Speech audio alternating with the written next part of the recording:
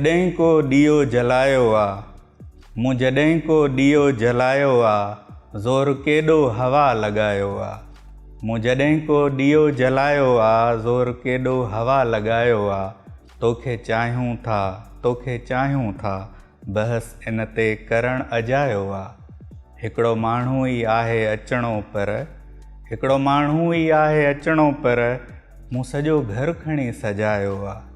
दुश्मननि खे बि आज़माए ॾिसां, दुश्मननि बि आज़माए ॾिसां, दोस्तनि खे त आज़मायो आहे।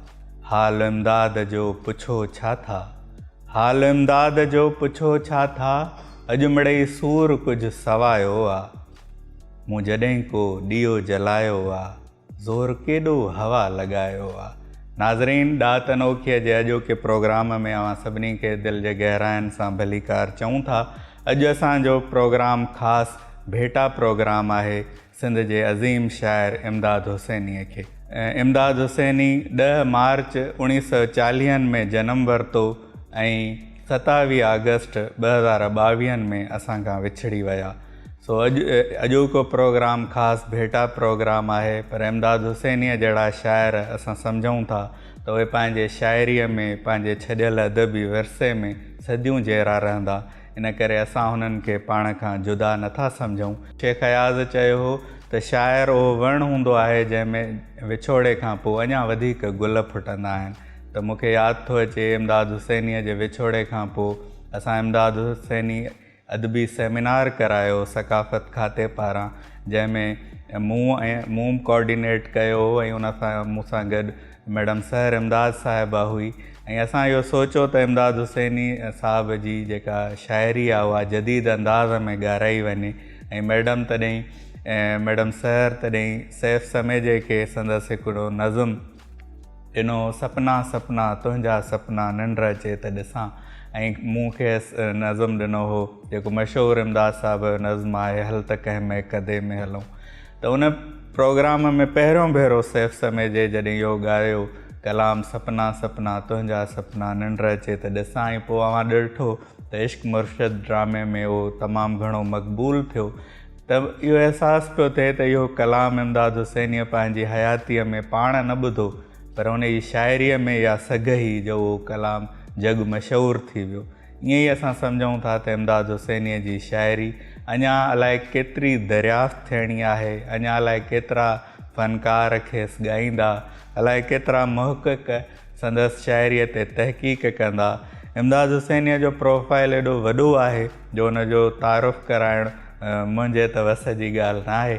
कुझु किताब इमदाद हुसैनीअ जा आहिनि जेके ज़हन ते हुरी आया आहिनि, उन्हनि जा नाला मां वठां थो। इमदाद आहे रोल, हवा जे साम्हूं, किरणे जहिड़ो पल, ज़र्द मिटी, सूरज लाइ को पथर नाहे, हूअ, ऐं तुंहिंजे सागर नेणनि में फैज़ अहमद फैज़ जो तर्जुमो आहे। ऐं अव्हांखे इहो ॿुधाईंदे ख़ुशी थी थिए त इमदाद हुसैनीअ जो नओं किताबु जेको संदसि कहाणियुनि ते आहे मुश्तमिल आहे, वणजारो, उहो पिणु इमदाद हुसैनी फाउंडेशन पारां छपिजी चुको आहे, जेको संदसि वर्सीअ ते पधिरो थियो आहे। इमदाद हुसैनी सिंधी शाइरीअ खां सवाइ उर्दू शाइरीअ जो तमामु वॾो नालो आहे। संदसि किताबु धूप किरण तमामु बहितरीनु उर्दू शाइरीअ जो किताबु आहे, जंहिंखे पिणु एवॉर्ड मिलियो हो।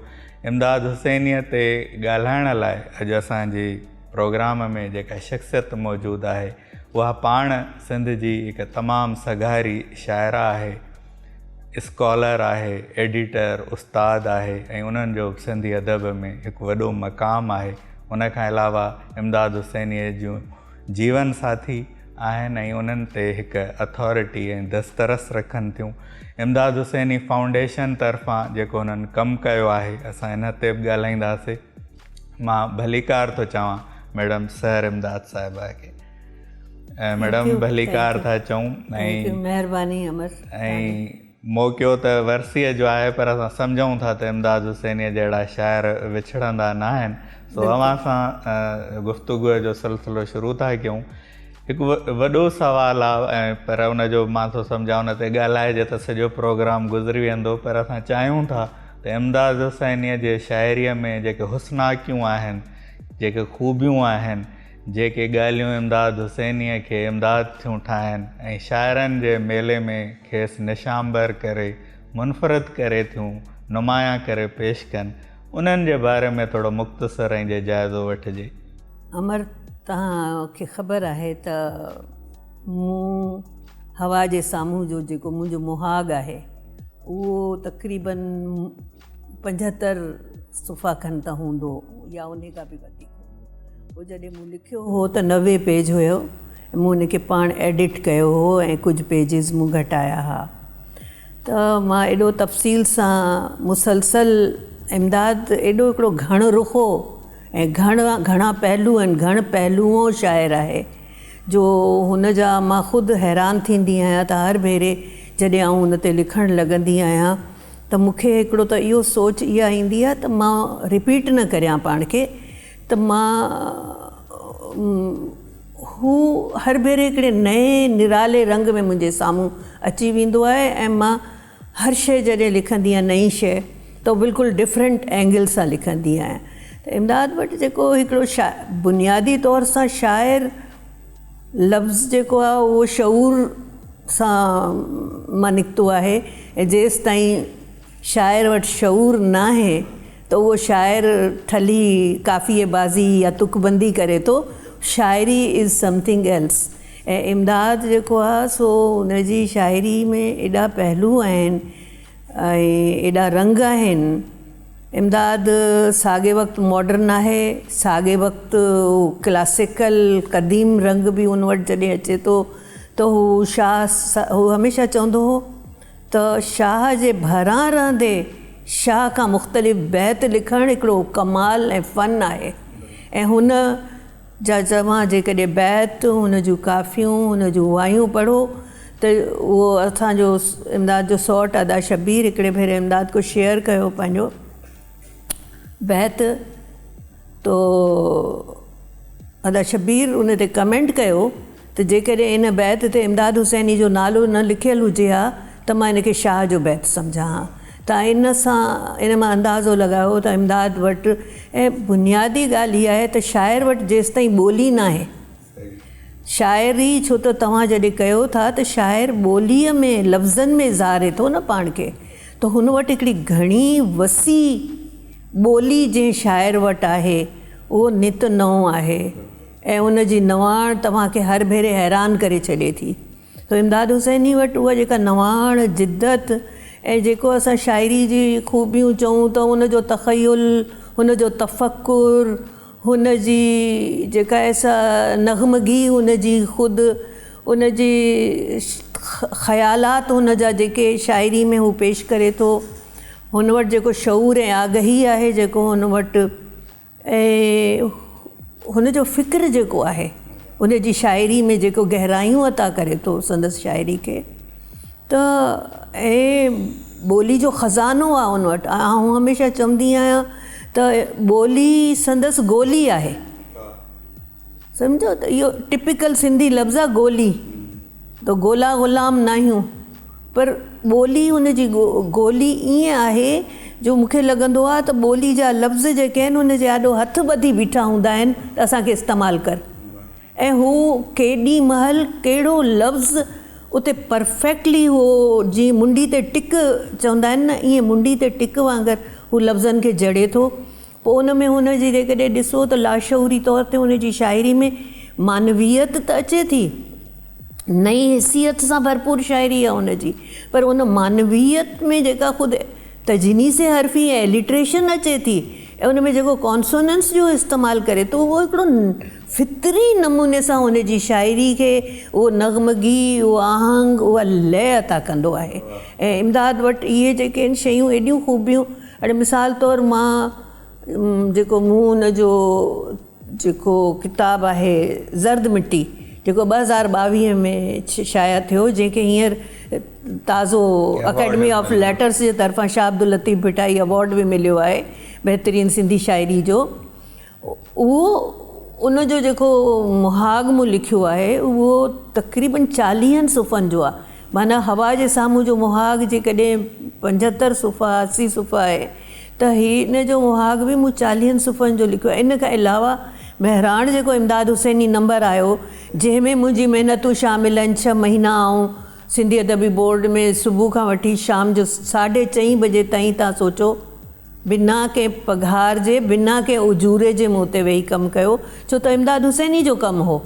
इन करे इहो इन शानदार इमदाद हुसैनी नंबर आणण में मुंहिंजो वॾो कंट्रीब्यूशन आहे इन में यानी इन में केतिरा एतिरा अहिड़ा आर्टिकल्स बि आहिनि जेके कंपोज़ मूं पंहिंजे हथनि सां कया आहिनि। इंग्लिश जा आर्टिकल, उर्दू जा आर्टिकल, उन खां पोइ तस्वीरूं सभु असांजूं पंहिंजूं ज़ाती ज़िंदगी जूं तस्वीरूं असां उन्हनि खे ॾिनियूं। त हिकिड़ो माना एॾो घणो वसी वर्सटाइल हिकिड़ो शाइर अदीब आहे इमदाद हुसैनी जो। ऐं मां हिते सांवल जो बि ज़िक्र कंदसि छो त इमदाद हुसैनी सांवल जे नाले सां कहाणियूं लिखियूं। कहाणियुनि ते असां चऊं था असां जेको शाइरीअ ते जीअं तव्हां चयो त हुननि जी ॿोली गोली आहे। मूंखे हुनजो शेर यादि थो अचे त लुड़क खे लफ़्ज़ करण एतिरो सवलो नाहे, बाहि जो समुंड तरण एतिरो सवलो नाहे। असां वटि अक्सर ॾिठो वियो आहे त हिकिड़ा शाइर हूंदा आहिनि जेके पंहिंजे फ़न ते ध्यानु ॾींदा आहिनि त फ़िक्र में घटि थी वेंदा आहिनि, हिकिड़ा वरी फ़िक्र ॾे हलिया वेंदा आहिनि त फ़नी लिहाज़ खां कमज़ोर थींदा आहिनि। पर इमदाद हुसैनी साहिब जो फ़नी लिहाज़ खां बि तमामु परफेक्ट आहे, फ़िक्री लिहाज़ खां मज़बूत आहे ओतिरो ई फ़नी लिहाज़ खां बिल्कुलु। इहा शइ मुंहिंजे ख़्याल में असांखे घटि शाइरनि में थी मिले। ऐं जेको इमदाद हुसैनी इन करे ट्रेंड सेटर आहे ऐं इहो हिकिड़ी रियरेस्ट ख़ूबियूं आहिनि जेके इमदाद में आयूं आहिनि। ऐं हिकिड़ी ॻाल्हि मां हिते ज़रूरु चई छॾियां त इमदाद हुसैनी जो ख़ानवादो ऐं शाह अब्दुल लतीफ़ भिटाई जो ख़ानवादो साॻियो आहे। यानी जेकॾहिं शाह अब्दुल लतीफ़ भिटाई 17वीं ऐं 18वीं सदी में जंहिं ख़ानवादे में शाह अब्दुल लतीफ़ भिटाई जहिड़ो शाइर पैदा थियो आहे, उन ई ख़ानवादे में 2020 ऐं 21 में इमदाद हुसैनी जहिड़ो शाइर पैदा थियो आहे जंहिंखे उहा जेका ॿोली, उहो फ़न, उहा टेक्नीक, उहे समूरियूं ख़ूबसूरतियूं ऐं हुस्नाकियूं जेके आहिनि उहे उनजी पुरीअ जी पर आहिनि जेके हुनखे मिलियूं आहिनि, जेके हुनखे नस्ल दर नस्ल हुन में हुनजे रत में, हुनजी सिरिश्त में, हुनजी फितरत में आयूं आहिनि उहे। अच्छा मैडम, इन कचहरी इमदाद हुसैनी साहिब ते जारी रहंदी। तमामु वॾो इमदाद हुसैनी साहिब जो कंट्रीब्यूशन आहे। वक़्तु थियो आहे हिकु नंढी साईअ जो, साईअ खां पोइ वरी गुफ़्तगूअ जो सिलसिलो हितां ई जोड़ींदासीं।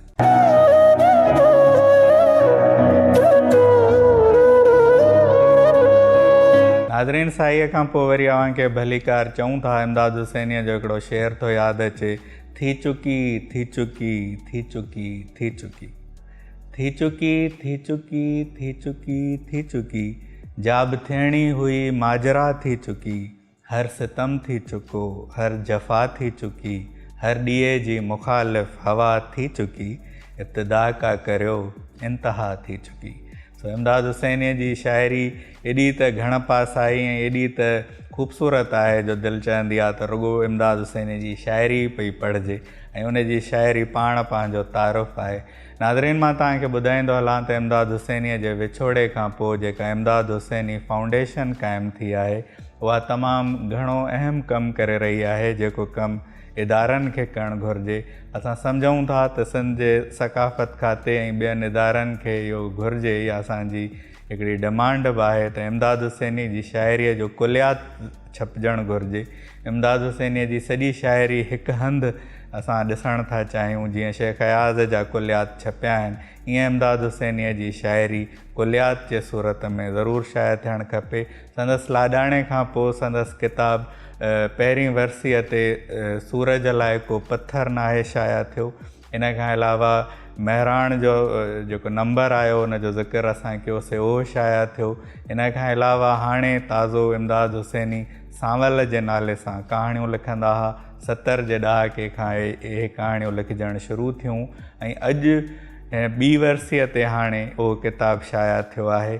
सो असां सम्झूं था त इमदाद हुसैनी फाउंडेशन मुख़्तसर अरसे में 2 किताब शाया करे वॾो कमु कयो आहे ऐं इन जे जेको वणजारो किताबु आहे इमदाद हुसैनीअ जे कहाणियुनि जो, इन जी सांवल जी कहाणियुनि जो, हा सांवल, छो त उहो सांवल जे नाले सां लिखंदा त उनजो मुहूर्त पिणु इन जे वर्सीअ ते थी चुको आहे।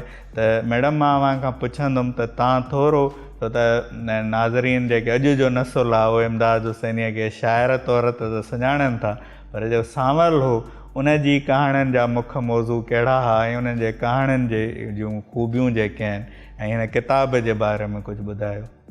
सांवल 1973 में हुन संदसि कहाणी पहिरीं जेका लिखी, हिकिड़ो त कासाई कहाणी को फिल्मी दुनिया में कंहिं ज़माने में छपी हुई जेका खेसि बि यादि न हुई। महबूब शेख हुनखे यादि ॾियारी हुई त तो कहाणी लिखी हुई, मूं छपी हुई उहा।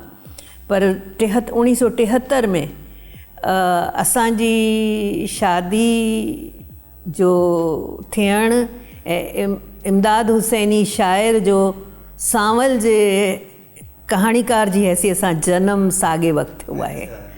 सो 73 में हुन मार्च में इहा कहाणी लिखी हुई ऐं उहा तॾहिं मां सोझरो जी एडिटर हुअसि ऐं मूं सोझरो में उहा कहाणी छपी हुई, ॻाल्हियूं सलण न जहिड़ियूं।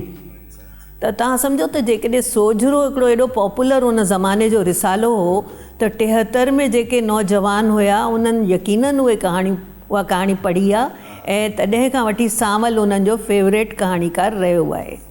उन खां पोइ उहो मुसलसल लिखंदो रहियो। पोइ उन जूं कहाणियूं महराण 77 में सांवल पाण जेको आहे इमदाद हुसैनी महराण जो एडिटर थियो हो। 77, 1977, 78 ऐं 79 त उन अरसे में हुन जूं कहाणियूं वरी उते महराण में छपियूं आहिनि। ऐं इमदाद हुसैनी जो जेको महराण जी एडिटरी वारो जेको अरसो आहे उहो ख़ुदि हिकिड़ो क्लासिकल पीरियड आहे महराण जो, जॾहिं महराण हिकिड़े पंहिंजे औज ते रसियो हो ऐं छोला छोल महराण हुयो ऐं पॉपुलर रिसालो थी वियो हो। हुन जी सर्कुलेशन इमदाद हुसैनी 500 खां 5000 ताईं पहुचाए छॾी हुई उन ज़माने में।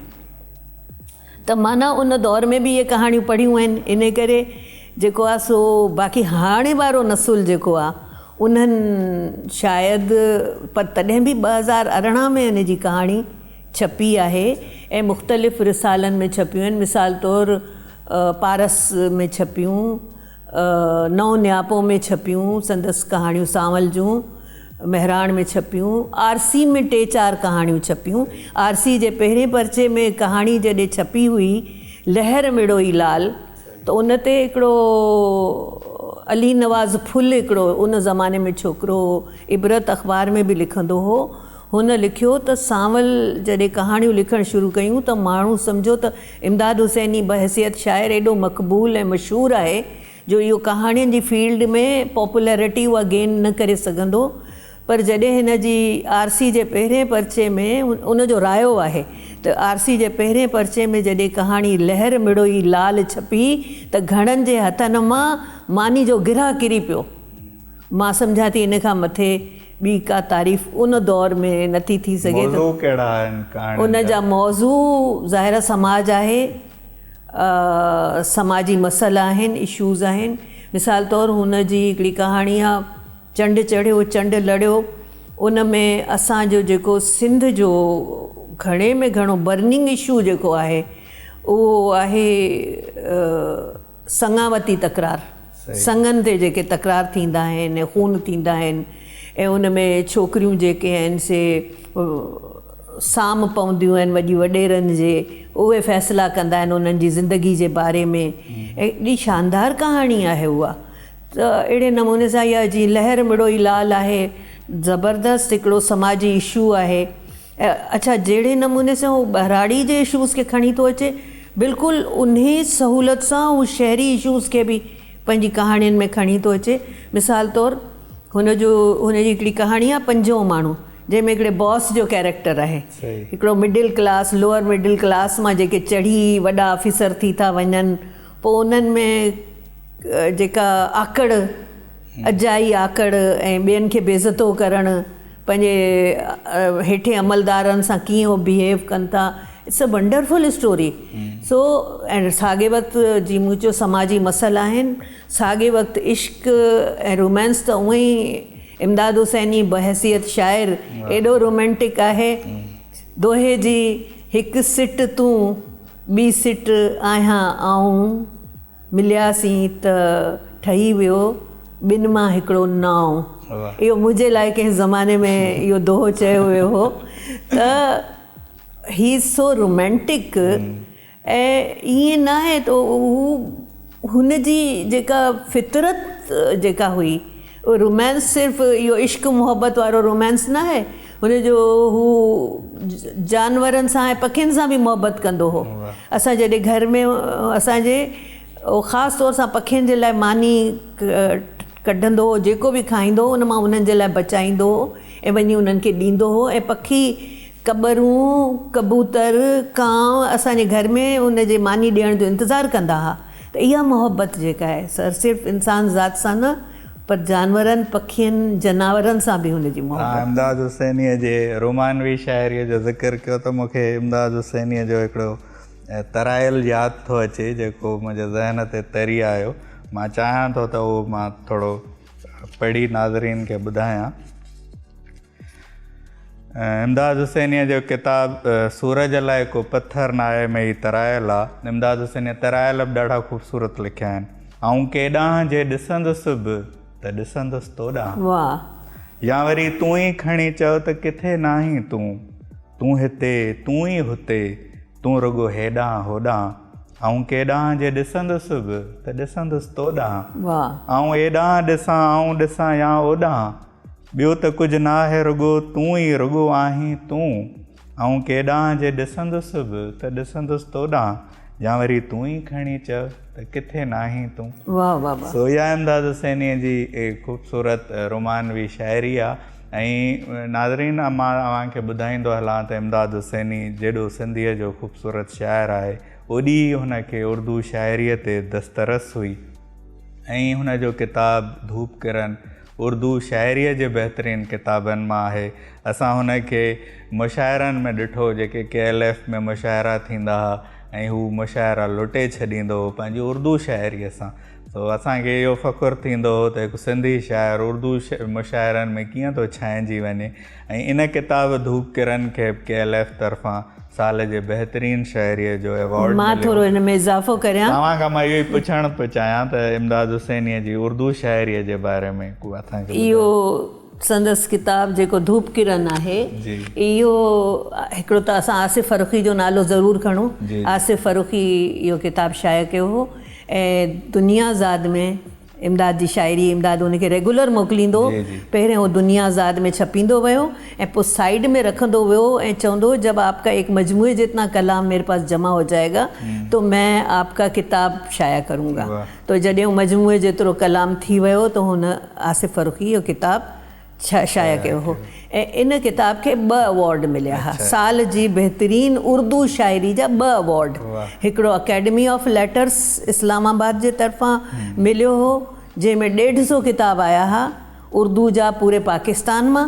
ऐं उन में हिन खे धूप किरण खे बहितरीनु उर्दू शाइरी जो अवॉर्ड मिलियो हो 2014 में।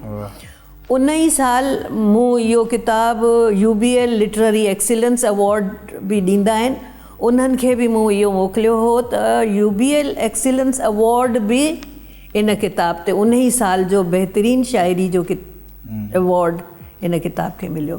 तव्हां सोचो उन महिल ताईं इमदाद हुसैनी जी सिंधी शाइरी जे कंहिं किताब खे को अवॉर्ड न मिलियो हो। उन्हनि खे अवॉर्डनि जी ज़रूरत न आहे, उहे अवॉर्डनि खां मथां न, पर केॾी ख़ुशी जी ॻाल्हि आहे न त भई उर्दू शाइरनि हेॾनि उर्दू शाइरनि जे विच में इमदाद हुसैनी खे अवॉर्ड, ऐं हिकिड़ो बि न, यक न शुद्ध दो शुद्ध 2 अवॉर्ड मिलिया। त इन में ख़ुदि जेको इलियास इश्की साहब जो जेको इमदाद हुसैनी जे बारे में इलियास इश्की जे लाइ आउं ॿुधाए छॾियां त उर्दू ऐं सिंधी ॿिन्ही ॿोलियुनि जो वॾो शाइर बि हो ऐं साॻे वक़्तु वॾो स्कॉलर बि हो इलियास इश्की। उनजो इन में आहे, इन में फ़हमीदा रियाज़ जेको इमदाद हुसैनी जे बारे में लिखियो आहे कि इससे कोई फ़र्क नहीं पड़ता कि ये शायरी उर्दू में है या सिंधी में, तुम तो शायर हो इमदाद और हर हाल में शायर। तो उहो जेको हिन वटि जेका हिकिड़ी शाइराणो शऊर हुन वटि जेका आहे, शहरियत ऐं नग़मगी, इहे सभु जेके ख़ूबियूं। सो बहरहाल इन किताब मां तव्हां को नज़म ॿुधायो। हा, इन में इलाही सुठा नज़म आहिनि। इहो सॼो कोट करण जहिड़ा नज़्म आहिनि, ख़ासि तौर सां जेको आहे सिंध सिंधी में कहें उर्दू में, सिंध उर्दू में कहें सिंधी में, एक ही बात है सिंधी उर्दू, एक ही बात है उर्दू सिंधी, हम अगर दिल से कहें और सब मिल के कहें त पढ़ंदो बि, ऐं पूरो इहो नज़्म हिनखे एॾो वॾो नज़्म आहे, सॼो हिनखे यादि हूंदो हो। सो सिंध ऐसा तो नहीं था। अच्छा, इहो नज़्म जेको आहे मां ख़ासि तौर सां हिन करे बि चूंडियो आहे, इहो शाह मोहम्मद, डॉक्टर शाह मोहम्मद मरी खे बि ॾाढो वणंदो आहे इहो नज़्म। तो सिंध ऐसा तो नहीं था, सिंध ऐसा तो नहीं था कि लगे प्यास तो पीने के लिए प्यासे को पानी न मिले।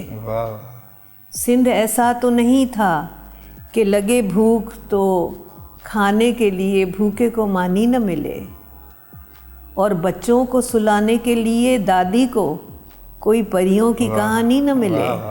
सिंध ऐसा तो नहीं था कि कड़ी धूप में राही को शजर साया न दे। सिंध ऐसा तो नहीं था कि कड़ी धूप में राही को शजर साया न दे, सुबह दम बादे सबा लेन खराम, और बाहर आए तो ऐसा लगे इससे तो खिज़ा बेहतर थी, और बाहर आए तो ऐसा लगे इससे तो खिज़ा बेहतर थी। सिंध ऐसा तो नहीं था, सिंध ऐसा तो नहीं। तमाम खूबसूरत शायरी ऐं इमदाद हुसैनी जी जॾहिं असां उर्दू शायरी जो ज़िक्र था कयूं त मूंखे अॼुकल्ह तव्हां फ़लस्तीन ऐं इन जे जेको हले पियो इसराइल फ़लस्तीन जी जंग, इन जे हवाले सां ॿुधंदा हूंदो, पर इमदाद हुसैनीअ वटि उनजो जेको एक्सप्रेशन आहे, शाइर जेको आहे उहो अहसास खे उभारींदो आहे। ऐं शेख हयात जीअं चयो त शाइरी जो रूह गरमाए नथी, मंज़िल मक़सूद खे पाए नथी। इमदाद हुसैनी जी शाइरी जीअं सैर इमदाद साहिबा चयो त उनजी ॿोलीअ में गोली आहे, त ईअं उनजो जेको अहसासु उभारण वारी हुन में ख़ूबी आहे, उहा कमाल आहे। उर्दू शाइरीअ जो ई ज़िक्र थियो, हिकु तमामु मुख़्तसर नज़्म आहे, आख़िर हम एक बच्चे को, आखिर हम एक फूल से बच्चे को, आखिर हम एक बच्चे को, आखिर हम एक फूल से बच्चे को, आखिर एक फ़लस्तीनी फूल से बच्चे को, आखिर हम टैंक से कुचले हुए एक फ़लस्तीनी फूल से बच्चे को, आखिर हम इसराइली टैंक से कुचले हुए एक फ़लस्तीनी फूल से बच्चे को लफ्ज़ों में कैसे लिख सकते हैं, लफ्ज़ों में कैसे लिख सकते हैं। वाह वाह वाह। नाज़रीन, हिकु साईअ खां पोइ वरी हाज़िर थियूं था।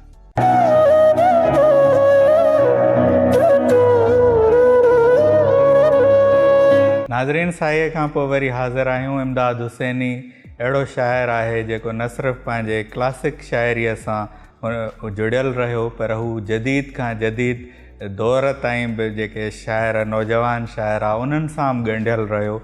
उनजा तमामु घणा महाग लिखियल आहिनि जदीद सिंधी शाइरीअ ते। ऐं असां सम्झूं था त जदीद सिंधी शाइरीअ जी जेकॾहिं तारीख़ सहेड़िजे त हुनजा महाग गॾु कजनि त उहा ॼण त हिकिड़ी तहक़ीक़ साम्हूं थी ईंदी। इन करे ई असां सम्झूं था त इमदाद हुसैनीअ जी शाइरी कॾहिं बि रवायती शाइरीअ जो शिकार न थी, उन ते कॾहिं बि उनजी तख़लीक़ ते कॾहिं का कट न चढ़ी। ऐं हू जेतिरो पंहिंजे क्लासिक सचल सामीअ सां जुड़ियल हो, ओतिरो ई अॼु जे जदीद शाइर सां जुड़ियल हो। असां गुफ़्तगूअ जो सिलसिलो जारी रखूं था। मैडम, मां तव्हांखां इहो पुछंदुमि, तव्हां इमदाद हुसैनी फाउंडेशन क़ाइमु कई आहे, अञा इमदाद साहिब जो केतिरो कमु आहे जेको शाया थियणो आहे? छो त असां सम्झूं था शाइरीअ खां सवाइ हू नसर नवीस बि तमामु वॾो हो, हुन तमामु घणा मक़ाला मज़मून लिखिया आहिनि, हुन जो तहक़ीक़ी कमु आहे। तव्हां उन जे बारे में थोरो ॿुधायो, या ख़ुदि जेको इमदाद हुसैनीअ ते तमामु घणो लिखियो वियो आहे उहो बि सहेड़णु घुरिजे। बिल्कुलु बिल्कुलु, तमामु घण पासाऊं ऐं खणी ईअं चवां त इमदाद हुसैनी हिकिड़ो घण पासाऊं राइटर, पोएट, ऐं नसुर बि हुनजो बेतहाशा ख़ूबसूरत नसुर आहे, ऐं हुनजी शयुनि खे सहेड़ण जी ज़रूरत आहे। ऐं अॼु जे दौर में जेकॾहिं हुनखे न सहेड़बो तो ऐं हुनजी शयूं एॾियूं पखिड़ियल आहिनि, तो हिकिड़े माण्हू फ़र्द जो कमु न आहे, इमदाद जो एतिरो कमु आहे। मूं हिकिड़ो पंहिंजो जेको आहे इहा ज़िम्मेवारी पाण ते खणी वरिती, छो त इदारनि जो असीं हाल ॾिसूं था बेहाल आहे। ऐं उहे इदारा जिन सां इमदाद तमामु शुरू खां वठी उन्हनि सां वाॻियल रहियो ऐं उन्हनि इदारनि जे लाइ हुन तमामु घणो कमु कयो, उन्हनि इदारनि जी जॾहिं असां बेहिसी ॾिठी त उहे जेके आहिनि से हिन कम में अॻिते न पिया अचनि, त पोइ असां इमदाद हुसैनी फाउंडेशन जे तरफ़ां इमदाद हुसैनी जा किताब असां शाया करणु शुरू कया। पहिरीं वरसी जे मौक़े ते मूं संदसि शाइरी जेका हू पाण तरतीब ॾेई वियो, 2 मजमूआ हुन पाण पंहिंजा ज़िंदगी में पंहिंजे हथ अखरनि सां लिखी तयारु करे छॾिया। त उन में ज़र्द मिट्टी त अची वियो हो, माना संदसि ज़िंदगी में ई छपियो पियो हुओ, त उन जी प्रूफ रीडिंग पोइ न कुझु महीननि जो फ़र्क़ु आहे जेसि ताईं अचो, त प्रूफ रीडिंग त घर में थी पियो उनजी। पर उन खां पोइ जेको आहे हीउ सूरज लाइ को पथर न आहे, संदसि असां गुज़िरियल साल 2023 में असां शाया कयो। उन खां पोइ हीउ जेको कहाणियुनि जो किताबु आहे वणजारो, इहे ज़ाहिर एॾियूं पखिड़ियल कहाणियूं हुयूं, इन्हनि खे कठो करणु। ऐं मां तव्हांखे ॿुधायां त कहाणियूं मिसाल तौरु संदसि डायरी में कहाणियूं लिखियल, हिकिड़ी कहाणी आख़िर में मूंखे मिली जेका ब्लू रंग जी जेका कलर पेंसिल हूंदी आहे न, ड्रॉइंग ॿार कंदा आहिनि, रंग भरींदा आहिनि, उन सां लिखियल कहाणी उनजी डायरी में लिखियल हुई, जंहिंखे पढ़ण बि ॾाढो मुश्किल हो। उहा कहाणी उतां मूं डायरी मां हथु कई आहे, जेका हिन में असां शाया कई आहे। टिड़ियल वाच हुनजो टाइटल असांखे ॾियणु ॾाढो मुश्किल थी वियो। हिन में कहाणी आहे, ॾाढी ज़बरदस्त कहाणी आहे। सो 400 पेजिस जो संदसि मक़ालनि ऐं मज़मूननि जो किताब मां कंपोज़ करायो वेठी आहियां। संदसि शाइरी जो हिकिड़ो 2 मजमूओ जेको हिकिड़ो ज़र्द मिट्टी आयो, हिकिड़ो सूरज लाइ को पथर न आहे, 2 मजमूओ हू अधु तरतीब ॾेई छॾे वियो हो, जेको मूं मुकमल कयो आहे। उहो हींअर हिन खां पोइ वणजारो खां पोइ उहो अचिणो आहे। ऐं 2024 में असां इमदाद हुसैनी फाउंडेशन संदसि 3 किताब आणींदी। हिकिड़ो वणजारो अची वियो, हिकिड़ो सिंधी शाइरी जो, हिकिड़ो उर्दू शाइरी जो। उर्दू शाइरी जो बि ॿियो मजमूओ हुनजो एतिरो सारी शाइरी मौजूदु आहे, जेको ॿियो मजमूओ हुनजो अचणु खपे। असां 2024 में उहो बि आणींदासीं। त इन करे उनजो जेको मक़ालनि ऐं मज़मूननि वारो किताबु आहे, 400 पेजिस हिन महिल ताईं असां कंपोज़ करे चुका आहियूं, उहो बि अचिणो आहे। त मुंहिंजो मुतालबो सिंध सरकार खां इहो आहे त इमदाद हुसैनी जे नाले ते चेयर क़ाइमु कई वञे, चाहे कराची यूनिवर्सिटी में क़ाइमु कनि, चाहे सिंध यूनिवर्सिटी में क़ाइमु कनि, पर इहो सरकार जो फ़र्ज़ु आहे त जेकॾहिं हिकिड़ो हींअर जेको फ्रांस में थी रहिया त हिकिड़ो एथलीट जेको उतां गोल्ड मेडल रुगो खणी आयो आहे, त उनखे सरकार जेको आहे ढहे छॾियो आहे, करोड़नि में उनखे 5-5 करोड़ हर हुकूमत उनखे पई ॾिए। त बाबा अहिड़े राइटर जे लाइ तव्हां जेकॾहिं 5-10 करोड़ रुपया ॾेई तव्हां उनजे लाइ हिकिड़ी चेयर क़ाइमु कयो, छो त हुनजो कमु जेको आहे सो तमामु घणो पखिड़ियल कमु आहे। ऐं उहो सॼो जो सॼो मूं हिकिड़ी अकेली जो वस खां ॿाहिरि आहे। त उहो कमु जेकॾहिं को इदारो क़ाइमु थी वेंदो इमदाद हुसैनी जे नाले में, चेयर जे नाले में, त उहो उन्हनि खे आसानी सां उहे सहेड़े सघंदा ऐं किताब अची सघंदा इमदाद हुसैनी जा। न त जेसी मुंहिंजी हयाती आहे मां हुनजो हिकिड़ो पनो, हिकिड़ो टुकड़ो बि जेकॾहिं पने जो आहे न जिते कुझु लिखियलु आहे हुनजो, त आउं साह सां सांढियो वेठी आहियां। मूंखां पोइ उहे ज़बून थी वेंदा। ऐं असां वटि जेको आहे सो ॻाल्हि इहा आहे त हीअ असांजा जाइंट्स आहिनि, दे आर हीरोज़। असांखे पंहिंजे हीरोज़ जो क़दुरु करणु खपे। असांजी ॿोली खे इन्हनि जीआरियो आहे ऐं सदियुनि ताईं। जी शाह अब्दुल लतीफ़ भिटाई 300 सालनि खां पोइ बि शाह जी शाइरी ज़िंदा आहे, त इमदाद हुसैनी उहो शाइर आहे जेको एतिरनि 100 सालनि ताईं बि माण्हू उनखे ॻाईंदा रहंदा, उनखे पढ़ंदा रहंदा, ऐं हर दौर जो नओं नसुल उनखे पढ़ंदो ऐं हीअं सां हंडाईंदो।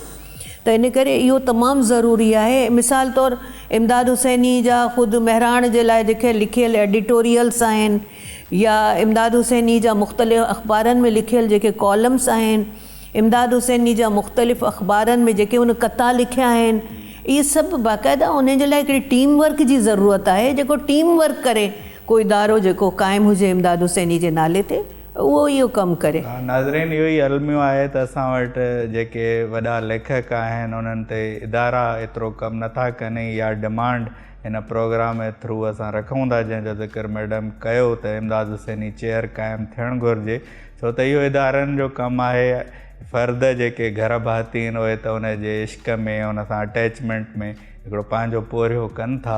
त इमदाद हुसैनीअ जे हवाले सां मैडम असां ऐं हिकिड़ी ॿी ॻाल्हि रहिजी वई आहे जेका आउं ज़रूरु मिसाल तौरु तर्जुमे जे हवाले सां छो त हाणे प्रोग्राम तव्हांजो टाइम मूंखे लॻे थो पूरो पियो थिए तर्जुमे जे हवाले सां जेको इमदाद हुसैनी कमु कयो आहे इमदाद हुसैनी ज़ीनत नॉवल जो उर्दू तर्जुमो कयो माना उनजी उर्दू एॾी सुठी हुई हे 80 जे ॾहाके में इहो अकेडमी ऑफ लेटर्स इस्लामाबाद जे तरफ़ां ज़ीनत जो तर्जुमो छपियो जंहिंखे बाद में पढ़ण खां पोइ फातिमा सुरैया बजिया PTV कराची जे लाइ सीरियल लिखी हुई ज़ीनत जे हवाले सां अहिड़े नमूने सां दो दो चनेसर 1000 ईस्वी जो दास्तान आहे जेको गाहन जी सूरत में आहे जंहिंमें माना शाइरी बि हूंदी आहे ऐं नसर जा पीसिस बि हूंदा आहिनि उनखे जेतिरो ख़ूबसूरती सां कमाल भागू भान असांजो हिकिड़ो वॾो शाइर हो सूमरनि जे दौर जो पोइट लॉरिएट हो जेको दरबार जो शाइर हो उन जो लिखियल इहे भागू भान जो दो दो चनेसर जो दास्तान आहे जेको उर्दू में तर्जुमो कयो इमदाद हुसैनी ऐं इहो फोक हेरिटेज इस्लामाबाद वारनि शाया कयो 80 जे ॾहाके जी ॻाल्हि आहे त तव्हां सोचो एॾी इम्पोर्टेंस इन्हनि कमनि खे मिली उनखां पोइ इमदाद हुसैनी जेको पंजाबी शाइरी जो सिंधाला जी जो प्रोजेक्ट हो जंहिंमें पंजाबी शाइरी जो सिंधी में तर्जुमो एॾो ख़ूबसूरत मां हिकिड़ो बैत जेकॾहिं उनजो तर्जुमो जेको बाबा फ़रीद जो इमदाद कयो आहे उहो जेकॾहिं आउं पढ़णु चाहींदसि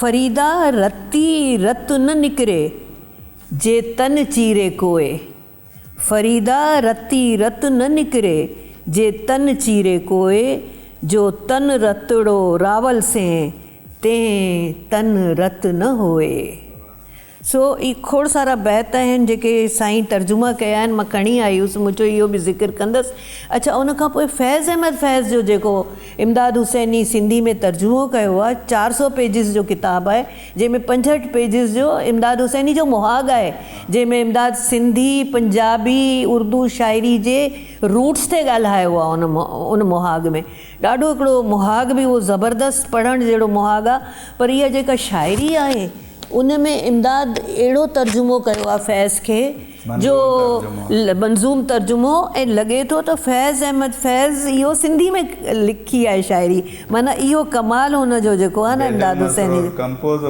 हा त इन जो कमाल इहो आहे त लॻे थो त फैज़ इहा शाइरी सिंधी में लिखी आहे इन में मिसाल तौरु मां त तव्हां वटि टाइम कोन्हे मिसाल तौरु इमदाद इन में अजरक खे लफ़्ज़ खे बि आंदो आहे तर्जुमो कंदे ऐं अहिड़े नमूने सां हुन पंहिंजे मां हिकिड़ो इहो पढ़ी वठां जेकॾहिं नंढिड़ो चइनि सिटुनि जो फैज़ जो हिकिड़ो तमामु ख़ूबसूरत कतो आहे उनजो इमदाद हुसैनी तर्जुमो कयो आहे तुंहिंजी विसरियल सार तुंहिंजी विसरियल सार राति जो आई मन में ईअं तुंहिंजी विसरियल सार राति जो आई मन में ईअं होरियां होरियां पेर धरे थी बसंत बन में जीअं माठ मेठ में थर ऐं बर में हीर घुले थी कीअं हरू भरू आराम अचे थो जीअं अघे के तीअं वाह वाह रात यूं दिल में तेरी खोई हुई याद आई जैसे वीराने में चुपके से बाहर आ जाए जैसे सहराओं में होले से चले बाद नसीम जैसे बीमार को बेवजह करार आ जाए अच्छा मैडम आखिरी सवाल बस मां इहो करणु चाहींदुसि त तव्हांजो पुटु वजदान जेको आहे उहो तमामु बहितरीनु थिएटर आर्टिस्ट बि आहे ऐं असां ॾिठो त इमदाद हुसैनी जी शाइरीअ ते हुन ॾाढो जदीद अंदाज़ सां थिएटर पेश कयो जेको इमदाद हुसैनीअ जी हयातीअ में ई असां हुनजो प्रोग्राम आर्ट्स काउंसिल में ॾिठो अॼु जे जदीद दौर जे हिसाब सां जीअं असां सैफ समेदे जो ज़िक्र कयो असां सम्झूं था त जदीद नस्ल खे इहा शइ वधीक अट्रैक्ट थी करे त छा अहिड़ो को प्रोग्राम आहे त इमदाद हुसैनीअ जी शाइरीअ खे इन अंदाज़ सां अवाम खे ॾेखारियो वञे उन ते बिल्कुलु न वजदान हिकिड़ो ॾाढो क्रिएटिव अच्छा वजदान जी हिकिड़ी ॿी बि ख़ूबी ॿुधायां उहो शाइर आहे ऐं ॾाढी ख़ूबसूरत शाइरी करे थो इंग्लिश में शाइरी करे थो बाक़ाइदा हिकिड़े पूरे मजमूए जेतिरी हुनजी इंग्लिश में शाइरी जमा थी चुकी आहे मूंखे चवंदो आहे अम्मा मुंहिंजो इहो शाइरी जो किताबु तव्हां छपरायो सो इनशाला उहो असां फाउंडेशन जे तरफ़ां ज़रूरु शाए कराईंदासीं त हू आइडियाज़ हुन वटि जाम आहिनि ऐं हू कमु करे थो पर उहा ई ॻाल्हि आहे त असां वटि प्रोजेक्शन न आहे ऐं फंडिंग बुनियादी शइ इन्हनि कमनि जे लाइ फंडिंग जी हूंदी आहे। सो जेको वजदान इमदाद हुसैनी जे 80वीं सालगिरह जेका आर्ट्स काउंसिल में थी हुई, उन में जेको हिकिड़ो 15 मिंटनि जो वजदान पेश कयो हो पंहिंजे स्टूडेंट सां गॾिजी, इमदाद जी शाइरी ते जेका प्रेज़ेंटेशन हुई, that was so wonderful, that was so wonderful. So Wajdan वटि वरी हींअर आहे प्रोजेक्ट हिकिड़ो मूव कयो आहे, जेकॾहिं उन ते फंडिंग थी वञे उनखे, छो त ज़ाहिर आहे तव्हां ख़बर आहे त मुफ़्त में बिना पैसनि जे जेके आर्टिस्ट बि हूंदा आहिनि, आर्टिस्ट खे बि अलाह साईं पेटो ॾिनो आहे, त उहे जेके छोकिरा छोकिरियूं जेके कमु कनि था, दे नीड ऑल्सो मनी, उन्हनि खे पैसा ॾियणा था पवनि। स्टेज ते जेको बि डेकोरेशन, स्टेज डेकोरेशन खां वठी सेट ठाहिण ताईं जेको कमु करे थो, हर कंहिंखे पैसा ॾियणा था पवनि। त इन्हनि प्रोजेक्ट्स जे लाइ पैसनि जी ज़रूरत आहे। वजदान वटि आइडिया जाम आहिनि, इनशाला उहो वरी पंहिंजे पीउ ते हिकु नओं प्रोजेक्ट कंदो। मैडम, असां वरी तव्हांजा थोराइता आहियूं। तव्हां आयो इमदाद हुसैनी अहिड़ो मौज़ू आहे जंहिं ते जेतिरो ॻाल्हाइजे घटि आहे, ऐं असांजी वरी उन सां ज़ाती तौर ते बि जेका उनसियत आहे त असांखे ॾाढो वेझो महसूसु थींदो आहे। नाज़रीन, अवां ॿुधो अॼु काफ़ी ॻाल्हियूं थियूं मैडम सर सां इमदाद हुसैनीअ जे हवाले सां। असां ज़िक्र कयो त इमदाद हुसैनीअ जो कुलियात शाया थियणु खपे, इहो सकाफ़त खाते ऐं ॿियनि इल्मी इदारनि खे इहो कमु करणु घुरिजे। इन सां गॾोगॾु इहा बि असां हिकिड़ी सलाह थी त इमदाद हुसैनी चेयर क़ाइमु थियणु घुरिजे, छो त उनजो कमु एॾो फैलियल आहे जो उहो कंहिं फैमिलीअ ते एॾो ॻरो भार न विझणु घुरिजे, ऐं उनखे इहो इदारनि खे इहो कमु करणु घुरिजे, छो त इहा सिंध जी ख़िदमत आहे। वेंदे वेंदे इमदाद साहब जो हिकिड़े नज़्म सां प्रोग्राम जी पुॼाणी कंदासीं। उनजो उनवान आहे हूअ चए थी, हूअ चए थी, हूअ चए थी त था चवनि माण्हू, हूअ चए थी त था चवनि माण्हू, आऊं हुन ते मरणु लॻो आहियां, ऐं मुर्की चवांसि थो प्यारी, सच पुछी कूड़ था बकनि माण्हू, आऊं तो ते मरणु लॻो न आहियां, ऐं तो ते जीअण लॻो आहियां। सो इन सां गॾु ई असांजो अॼोको प्रोग्राम पंहिंजे पुॼाणीअ ते पहुतो। ईंदड़ प्रोग्राम में वरी कंहिं नवनि महिमाननि ऐं नवनि मौज़ूअनि सां हाज़िर थींदासीं। तेसिताईं मोकिलणी न आहे, सदाईं गॾु।